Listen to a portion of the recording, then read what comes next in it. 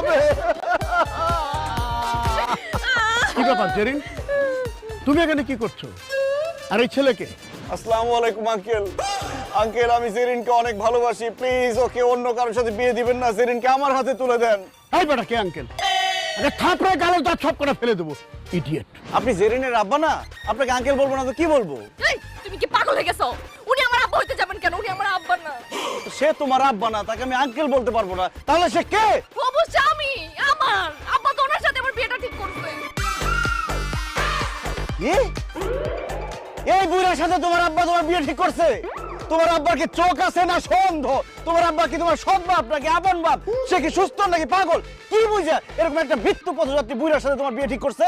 এই সামরা, এই আরেকবার বুড়া বললে কিন্তু খুব খারাপ হয়ে যাবে, কই দিতেছি। এই বুড়ার বাচ্চা বুড়া, তোর বুড়া বলবো না কি বলবো? তুই আমার বাপের থেকেও বড়, তোর হলো আমার দাদার বয়সী বয়স, তোর বুড়া বলবো নাকি কচি বলবো রে? অবশ্যই কচি বলবি, কারণ আমার নামই কচি, হায়দার আলী কচি। দেখছো বুড়ার অবস্থা দেখছো? ওর ছাল বাকলা লতা পাতা সব গেছে পাইকা, তার নাম বলে কচি। এই তুই কোন সাহসে এরকম একটা ইয়াং মেয়ের বিয়ে করতে চাস? কোন সাহসে জেরিনকে বিয়ে করতে চাই? আমার কোমরে জোর আছে, ব্যাংকে টাকা আছে, ঢাকায় বাড়ি আছে, বাড়ির গ্যারেজে গাড়ি আছে, আর বুক ভরা ভালোবাসা আছে।